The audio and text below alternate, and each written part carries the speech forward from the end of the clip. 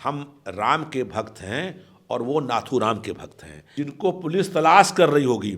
ऐसे नामी अपराधी ब्रजेश पाठक की गाड़ी में घूम रहे होंगे। जो कुछ आपको बाहर दिखाई पड़ रहा है, अंदर से वो कुछ नहीं है। इंडिया मोर्चा बहुत मजबूत है। इस बार 80 हराओ, भाजपा हटाओ का नारा है और इस नारे की शुरुआत लखनऊ शहर से होगी।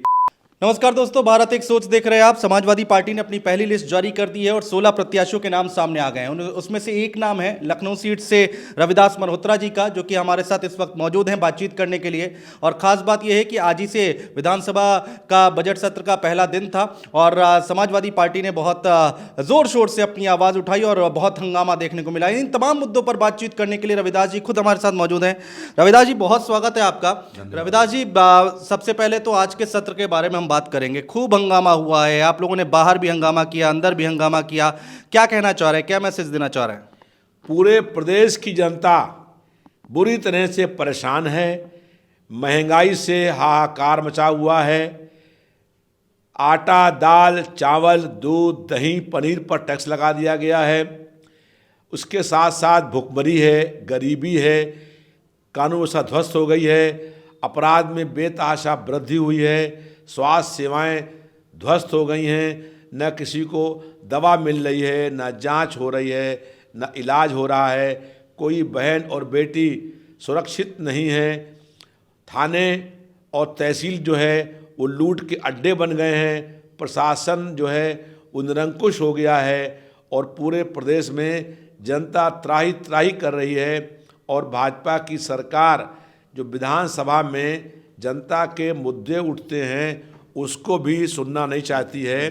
बजट सत्र बहुत लंबा होता है और अलग अलग विभाग के बजट पेश होते हैं, लेकिन भाजपा सरकार ने कुल 4-5 दिन का विधानसभा सत्र रखा है। इन तमाम मुद्दों को लेकर के हम लोगों ने विधानसभा के अंदर चौधरी चरण सिंह जी की प्रतिमा पर आंदोलन करने का काम किया, धरने पर बैठे। और उसके बाद जब राज्यपाल भाषण करने आई तो पूरा राज्यपाल का भाषण केवल झूठ का पुलिंदा था और इसलिए हम लोगों ने उसका विरोध करने का काम किया। हम लोगों ने कहा कि समाज के वंचित, शोषित, दलित, पिछड़े, अल्पसंख्यक और समान जाति के गरीब लोग और महिलाओं के हक छीनने का काम हो रहा है, उनके अधिकार छीनने का काम हो रहा है, उनके साथ अन्याय हो रहा है। इसलिए वंचित, दलित, पिछड़े, अल्पसंख्यक, शोषित, कमज़ोर वर्ग के लोग, महिलाएं, इनको उनका हक, अधिकार, न्याय, सम्मान, सुरक्षा, शिक्षा और रोज़गार दिलाने के लिए हम लोग सड़क से सदन तक संघर्ष करने का काम करेंगे। भारतीय जनता पार्टी की सरकार दमन, जुल्म और तानाशाही से जनता और विपक्ष की आवाज़ दबाना चाहती है। हम भारतीय जनता पार्टी के किसी भी दमन, जुल्म और अन्याय से डरने वाले नहीं हैं। हम लोग भारतीय जनता पार्टी के खिलाफ सड़क से लेकर के और विधानसभा तक संघर्ष करने का काम करेंगे। ठीक है, मैं बात मान गया, आप लोग सड़क से सदन तक जाएंगे और वो देखने को भी मिला आज। लेकिन रविदास जी, ब्रजेश पाठक कह रहे हैं कि साहब समाजवादी पार्टी के डीएनए में ही अराजकता है और बड़ा हमला समाजवादी पार्टी के ऊपर किया। कि इतना हंगामा क्यों? सुचारू रूप से चलने दीजिए सदन। कि हम लोग ये चाहते हैं कि जनता के मुद्दे सदन में उठें, उन पर चर्चा हो। और जब हम लोग ये कहते हैं कि स्वास्थ्य सेवाएं ध्वस्त हो गई हैं, स्वास्थ्य सेवाओं में कमीशन लिया जा रहा है, आज जो है किसी सीएमओ को, सीएमएस को दवा खरीदने का अधिकार नहीं है। मेडिकल सप्लाई कॉरपोरेशन जो है वो दवाएं खरीदता है, जिन दवाओं की आवश्यकता नहीं है वो दवाएं खरीदी जा रही हैं, घटिया किस्म की दवाएं खरीदी जा रही हैं। और मेडिकल सप्लाई कॉरपोरेशन के गोदाम पर छापा डाला गया। छापे में 16 करोड़ 40 लाख रुपए की दवाएं बरामद हुई, इसकी डेट निकल गई थी। और बाद में जो है मेडिकल सप्लाई कॉरपोरेशन ने, जो ब्रजेश पाठक स्वास्थ्य मंत्री हैं, उन्हें खरीद लिया। अब इसलिए जनता ये मांग करती है, पहले हम लोगों की सरकार थी तो लोगों को दवा मिलती थी, जांच होता था मुफ्त में, लेकिन आज ना जांच हो रही है, ना उनको दवा मिल रही है। आज जो है लोकल परचेज की पावर ख़त्म कर दी गई है। हम लोगों की सरकार में लोकल परचेज की पावर थी। जो बीमारी जब फैलती थी तो उसको रोकने के लिए दवाएं आती थी, लेकिन आज ऐसा नहीं हो रहा है। 102 108 एम्बुलेंस कितनी बेहतर सेवा थी, आज जो स्वास्थ्य मंत्रालय में ये सेवाएं पूरी ध्वस्त कर दी हैं। स्वास्थ्य मंत्री केवल कमीशन लेने में व्यस्त रहते हैं, बाकी उनको किसी जनता की समस्याओं से मतलब नहीं है। 5 साल प्रदेश सरकार के मंत्री रहे और यहाँ लखनऊ मध्य क्षेत्र से विधायक थे। उसके बाद चुनाव 2022 में हुए तो ये क्षेत्र छोड़ करके भाग गए। उनसे पूछिए कि अगर आप 5 साल मंत्री थे और विधायक थे इस क्षेत्र से, तो 2022 में क्षेत्र छोड़ भाग क्यों गए थे? तो ये सब लोग जो हैं, ये इनका तमाम माफियाओं से संबंध है। और अभी भी अगर गाड़ी चेक कर ली जाए तो जिनको पुलिस तलाश कर रही होगी, ऐसे नामी अपराधी ब्रजेश पाठक की गाड़ी में घूम रहे होंगे। बड़े आरोप लगा रहे हैं आप। जी, मैं ये प्रूफ कर सकता हूँ। उनकी गाड़ी रोक ली जाए तो उनकी गाड़ी में जो उत्तर प्रदेश के वांछित अपराधी हैं, वो वांछित अपराधी उनकी गाड़ी और बंगले में उनको बैठे मिल जाएंगे आपको। अच्छा, अखिलेश जी ने आज बड़ी बात बोली है। आज उन्होंने कहा कि भाई भारतीय जनता पार्टी सारे सांसदों का टिकट काटने जा रही है और कह रहे हैं हम आपको ब्रेकिंग न्यूज़ दे रहे हैं, केवल एक सांसद और उनकी सीट भी कंफर्म नहीं है। वो एक सांसद क्या प्रधानमंत्री हैं? निश्चित रूप से प्रधानमंत्री खुद टिकट बांटते हैं, तो उन्हीं की सीट जो है वो बची हुई है। बाकी सबके टिकट काटने जा रहे हैं, क्योंकि 5 साल में किसी सांसद ने कोई काम नहीं किया। लखनऊ शहर के सांसद हैं, ये 10 साल में एक दिन भी लखनऊ शहर में रहे नहीं। जब 10 महीने बाद 8 महीने बाद लखनऊ आते हैं तो खबर निकलती है कि लखनऊ का सांसद लखनऊ आ रहा है। और जनता की कार्यकर्ताओं की बहुत दूर की बात है, लखनऊ पूर्वी क्षेत्र के एक विधायक जो भाजपा के विधायक थे, उनका स्वर्गवास हो गया और उनके अंतिम संस्कार में उनके घर से लेकर के शमशान घाट तक हम वहाँ पर गए। जनता ढूंढ रही थी कि शायद आज राजनाथ सिंह की एक झलक मिल जाए।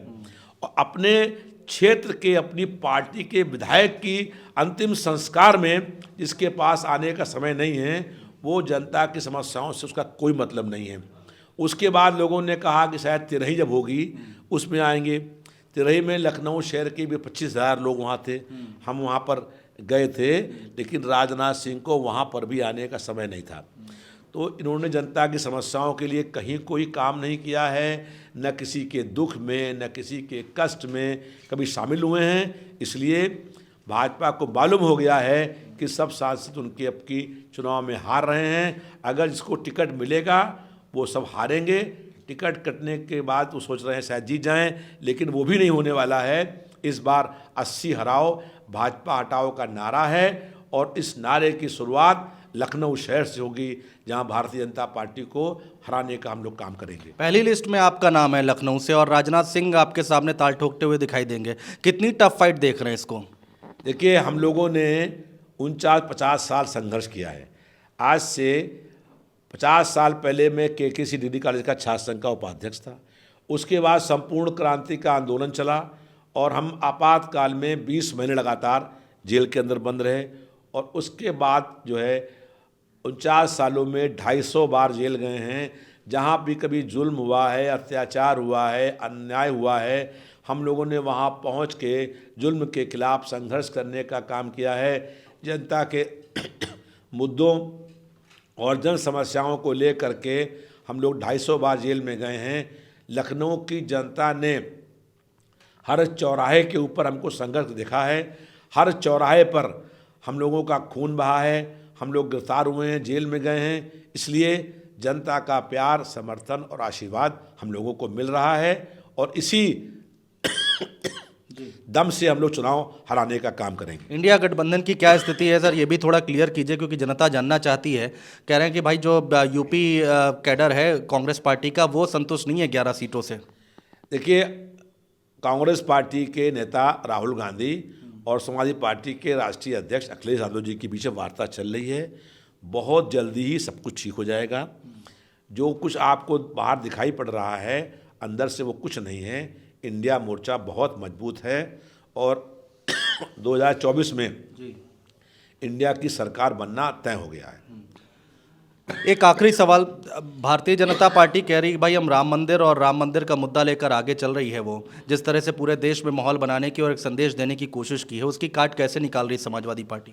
देखिए, हम सब लोग भी भगवान राम की पूजा करते हैं, हम राम के भक्त हैं और वो नाथू राम के भक्त हैं। हम लोग राम जी की पूजा घर में करते हैं और भाजपा के लोग रामचंद्र जी के नाम पर, भगवान श्री राम के नाम पर चंदा इकट्ठा करने का काम करते हैं। हम कहते हैं जय सिया राम, वो कहते हैं जय श्री राम। हम कहते हैं कि सीताराम क्यों नहीं कहते हो, क्योंकि उन्होंने महिला का सम्मान कभी करना सीखा नहीं है। इसलिए वो भगवान विष्णु जी ने खुद ही कहा था कि मुझसे पहले लक्ष्मी जी का नाम होगा, इसीलिए लक्ष्मी नारायण कहते हैं, इसीलिए राधे कृष्ण कहते हैं और इसीलिए हम लोग कहते हैं सीताराम। लेकिन भारतीय जनता पार्टी जो है वो देवियों का भी सम्मान नहीं करती है, न महिलाओं का सम्मान करती है। लड़ाई खाली इसी बात की है कि हम राम के भक्त हैं, वो नाथू राम के भक्त हैं। बहुत शुक्रिया रविदास जी समय देने के लिए। तो रविदास मल्होत्रा जो कि यहाँ पर समाजवादी पार्टी से लखनऊ से प्रत्याशी हैं और कह रहे हैं कि भाई भारतीय जनता पार्टी जो है नाथू राम के भक्त हैं, हम राम के भक्त हैं। देखना होगा कि ये लड़ाई कितनी आगे जाएगी और कहाँ पर जाके रुकेगी, और जब 24 का रिजल्ट आएगा तो क्या कुछ देखने को मिलेगा। बहुत शुक्रिया दोस्तों।